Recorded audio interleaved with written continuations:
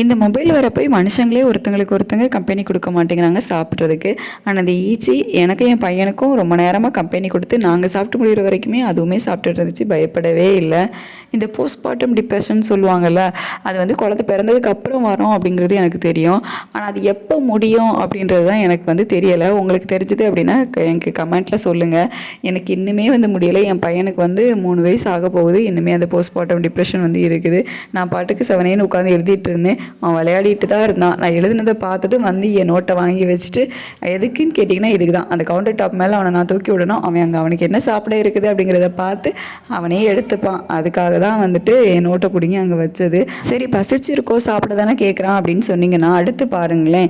நான் பாட்டுக்கு பாத்திரம்லாம் கழுவிட்டு இருந்தேன். அவன் பாட்டுக்கு அது வரைக்குமே விளையாடிட்டு தான் இருந்தான். நான் பாத்திரம் கழுவுறதை பார்த்ததும் வந்துருவார், என்னை தூக்கு அப்படின்னு சொல்லிட்டு ஏதோ கால் கழுவணும் கை கழுவணும் அப்படின்னு சொல்லிட்டு ஆரம்பிச்சிடுவான். நம்மளே கொஞ்சம் சீக்கிரமாக வேலை முடிச்சிட மாட்டோமா அப்படின்னு சொல்லி ஸ்பீடாக பண்ணிகிட்ருப்போம்.